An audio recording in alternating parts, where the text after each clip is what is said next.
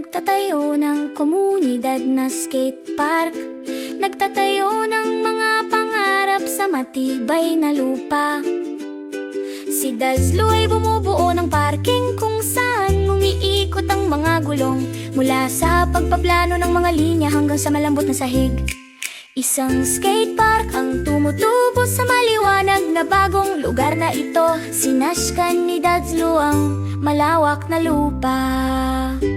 Ipinapakita ang mga grid gamit ang kumikinang na mga gabay. Pagkatapos pinapantay ang lupa ng matatag na daloy.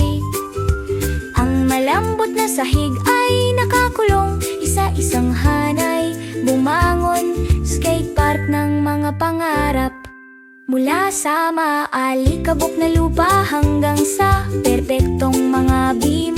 Si Dazlo ay nagtatayo ng may tahimik na katumpakan.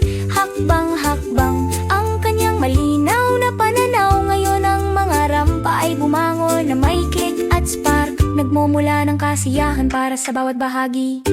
Pagkatapos ang mga kurbadong ball ay nabuo na may pilak na kislap, makinis at matibay ayon sa disenyo ni Dazlo. Pataas sa mga rampa, paikot-ikot sa mga ball, si Dazlo ay nagtatayo ng may puso at kaluluwa. Isang agos na mga hugis na perpektong magkakasama.